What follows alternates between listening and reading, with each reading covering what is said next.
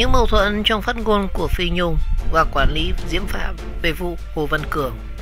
Chia sẻ của Phi Nhung và quản lý Diễm Phạm có nhiều thông tin không nhất quán. Hiện tại thì nữ ca sĩ cũng chưa thông báo cụ thể về nguồn thu của Hồ Văn Cường trong suốt 5 năm qua.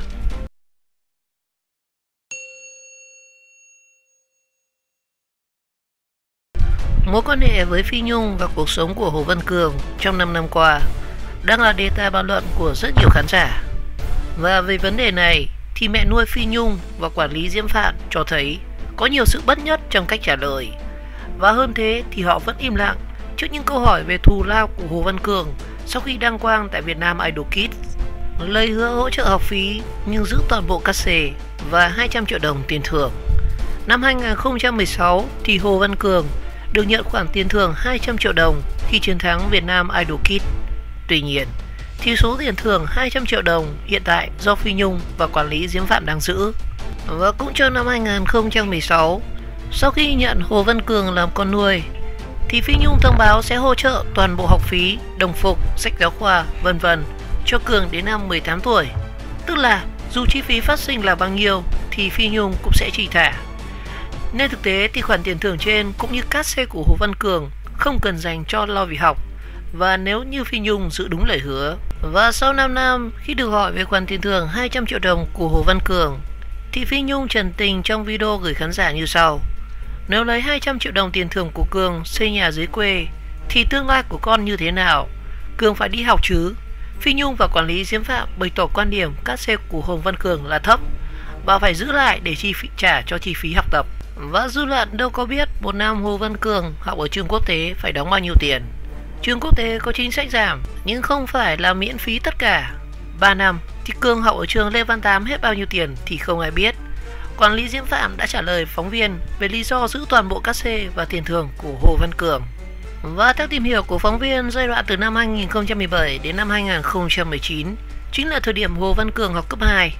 Thì học phí của trường Trung học cơ sở Lê Văn Tám ở lớp thường dao động từ khoảng 1 triệu đồng một năm và 10 đến 11 triệu đồng một năm đối với lớp thích hợp tiếng Anh.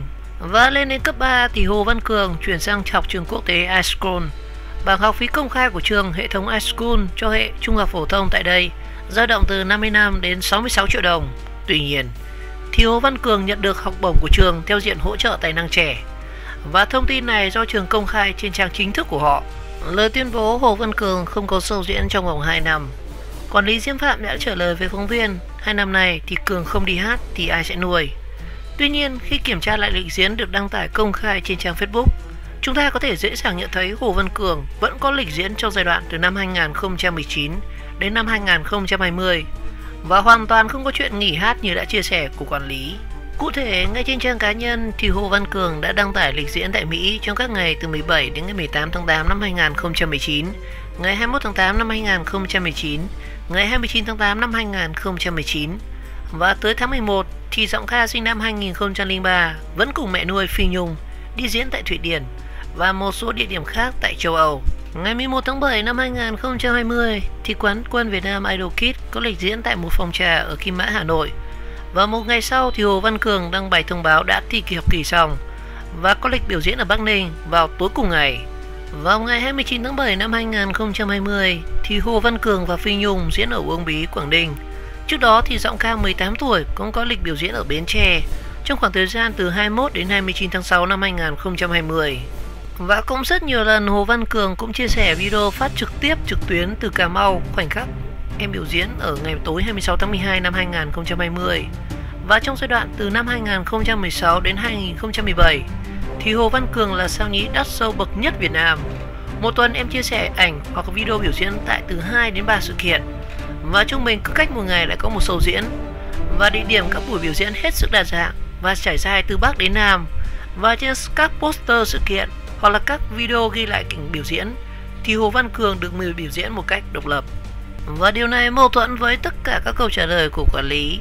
Bà Diễm Phạm nói rằng sau khi đi thi xong Việt Nam Idol Kids năm 2016 thì Cường chỉ có một số show sự kiện của nhãn hàng do anh trai Trường Giang mời. Nhưng show biểu diễn sau này thì Cường đều đi với danh nghĩa là đi kèm với Phi Nhung. Công ty quản lý hay là mô hình gia đình. Trong video được đăng tải vào ngày 11 tháng 6 thì Phi Nhung nói thêm về lý do giữ tiền thưởng và không tiết lộ cát xê cho con nuôi. Tôi là ca sĩ nên không bao giờ giữ tiền. Ca sĩ thực thụ mà lo cả tiền bạc thì sẽ không hát được. Nên tiền của tôi và Hồ Văn Cường mới giao cho quản lý giữ. Và tiền của Cường được đi diễn bao nhiêu thì tôi không được biết. Và ngược lại, tiền của tôi thì cũng không ai biết được. Và mỗi công ty có quy định khác nhau. Và đây là điều khoản hợp đồng mà chúng tôi đã ký. Và như vậy có thể thấy rằng Phi Nhung và Hồ Văn Cường cùng hoạt động trong môi trường công ty quản lý, phải ký kết hợp đồng kèm theo rất nhiều điều khoản ràng buộc, và trong đó có bảo mật cát xê. Và người nắm được chính xác nhất về các khoản thu này đó chính là quản lý Diễm Phạm.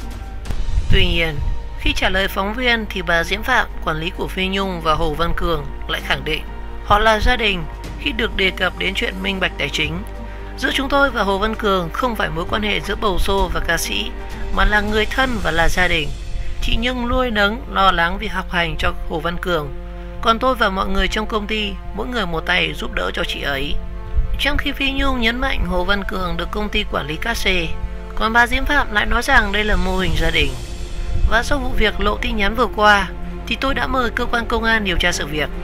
Và chúng tôi muốn làm rõ Cường bị dụ dỗ, bị đe dọa như thế nào, còn chuyện tiền bạc ở đâu thì vẫn ở đó, Diễm Phạm chia sẻ thêm với phóng viên.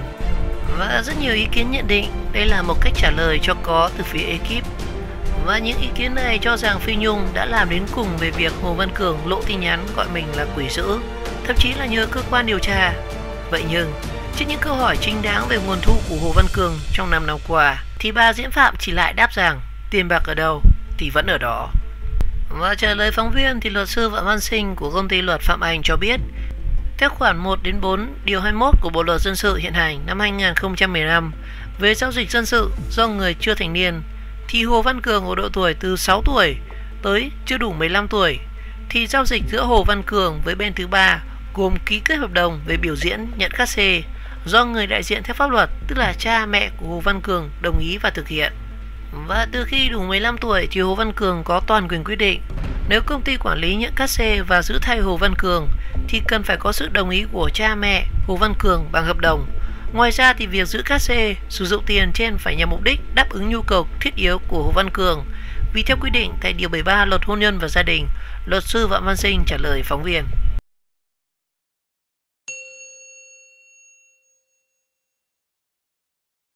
Quản lý nói gì về việc giữ cát xê của Hồ Văn Cường vài năm vừa qua? Phi Nhung tiết lộ tiền thưởng 200 triệu đồng từ Vietnam Idol Kids và tất cả cát xê của Hồ Văn Cường nhiều năm qua thì đều do quản lý Diễm Phạm đang giữ. Mối quan hệ giữa Phi Nhung và Hồ Văn Cường đang trở thành đề tài bàn luận của khán giả sau những đoạn tin nhắn bị lộ. Và Hồ Văn Cường thừa nhận đã nói xấu mẹ nuôi Phi Nhung và muốn ra ở riêng. Ngoài ra thì chuyện cát xê của Hồ Văn Cường trong suốt 5 năm đi diễn cũng được đặt ra với Phi Nhung. Và trả lời phỏng vấn thì Phi Nhung nói rằng tôi là người không giữ tiền, ca sĩ mà giữ tiền thì không bao giờ làm được chuyện gì cả, chỉ có quản lý mình giữ tiền thôi. Và ca sĩ mà lo tính toán tiền thì còn gì là cảm xúc ở trên sân khấu. Nên tiền của tôi và Hồ Văn Cường đều do quản lý giữ. Cát xê của Cường thì tôi cũng không được biết, và ngay cả tiền của tôi thì tôi cũng không biết được hết. Và mỗi công ty thì có luật khác nhau nên tôi không thể nào nói được. Và trước nay thì chuyện thỏa thuận giữa cát xê của tôi hay Cường đều do công ty quản lý làm việc trực tiếp với các bầu sâu. Còn vấn đề thu chi thì đã có kế toán của công ty tính toán. Và sau phát ngôn của Phi Nhung thì phóng viên đã có cuộc trao đổi với bà Diễm Phạm, là người quản lý cát xê của Hồ Văn Cường, và Phi Nhung đã đề cập không ai trên đời ngu về mặt tiền bạc. Dư luận đang phản ứng rất dữ dội trước thông tin chị và Phi Nhung giữ 100% tiền thưởng và tiền cát xê của Hồ Văn Cường trong suốt từ năm 2016 đến nay. Và động cơ thực sự đằng sau việc giữ 100% tiền đi hát của Cường là gì? Quản lý Diễm Phạm trả lời, tôi và chị Nhung dẫn con lên thành phố Hồ Chí Minh từ lâu để nuôi ăn học, chứ đâu phải là chỉ cho bé đi hát. Dư luận đâu biết có một năm Hồ Văn Cường học ở trường quốc tế phải đóng bao nhiêu tiền. Trường quốc tế có chính sách giảm giá, nhưng đâu có phải là miễn phí tất cả. Và trong suốt 3 năm thì Cường học ở trường Lê Văn Tám hết bao nhiêu tiền thì không ai biết. Chị Nhung còn mời thầy cô giáo đến nhà dạy cho Cường. Nếu tôi kể lại những chuyện đó thì sẽ có người thắc mắc, có bao nhiêu đâu mà cũng kể, và không biết là thế nào mới mượn lòng tất cả. Và cha mẹ Cường và Cường đều hiền chân chất nhưng đâu có ngu. Không ai trên đời ngu về mặt chuyện tiền bạc cả. Chị có biết đến tình cảnh nghèo khó của chị gái Hồ Văn Cường và họ hàng của họ ở Tiền Giang và cả ngôi nhà sập xệ ở dưới quê hay không? Cả nhà Cường lên thành phố Hồ Chí Minh sống. Chị gái Cường đã đi lấy chồng Khi nào thì ba mẹ Cường hoặc là chị gái ở đó thì mới là tàn nhẫn. Và đây là ngôi nhà bỏ trống và không ai ở. Và điều quan trọng nhất bây giờ là chúng tôi phải bảo vệ Hồ Văn Cường và giữ cho con được tinh thần tốt để ôn thi đại học. Cả gia đình đều muốn hướng con đến suy nghĩ đúng đắn. Và sau vụ việc lộ tin nhắn vừa qua thì chúng tôi đã mời cơ quan công an điều tra sự việc. Và chúng tôi muốn làm rõ Hồ Văn Cường bị dụ dỗ, bị đe dọa ra sao. Còn chuyện tiền bạc thì đâu vẫn ở đó. Khán giả đã pháp so sánh giữa Hồ Văn Cường với Phương Mỹ Chi. Cả hai cùng được trưởng thành từ các cuộc thi âm nhạc. Nhưng hiện tại thì Phương Mỹ Chi đã mua được nhà, xe hơi và cuộc sống rất dư dả. Trong khi thì Hồ Văn Cường vẫn sống nhờ mẹ nuôi và trong tay chẳng có gì cả. Bản thân chị nghĩ sao về vấn đề này? Quản lý Diễm Phạm trả lời: bố mẹ Phương Mỹ Chi sinh ra và trưởng thành ở thành phố, vì vậy họ năng động và biết phải làm gì cho con mình. Còn ba mẹ Cường thì ở quê, chân chất và không thể hiểu rõ cuộc sống ở đây như thế nào. Họ chỉ muốn làm sao cho con trai mình tốt và họ đã nhờ chị Nhung nuôi dạy. Vì nhận sâu và cát xê của Hồ Văn Cường cũng khiến rất nhiều khán giả thắc mắc. Diễm Phạm trả lời: sau khi đi thi xong Việt Nam Idol Kids năm 2016 thì Cường chỉ có một số show diễn của sự kiện nhãn hàng do anh trai Trường Giang mời. Và những show biểu diễn sau này thì Cường đều đi với danh nghĩa là đi kèm với Phi Nhung. Chị Nhung đi diễn ở đâu thì kéo theo một dàn con nuôi đi hết. Và tôi muốn các cháu đi diễn nhằm học hỏi mẹ và các cô chú mà thôi. Và Cường cũng là đứa con ở trong nhà. Mọi người lo lắng cho con suốt 5 năm này. Cái gì là sự thật thì vẫn mãi là thật. Và cũng không thể nói ba mẹ Cường không có tiền. Ba mẹ Cường vẫn ở quê và lo các việc riêng của họ.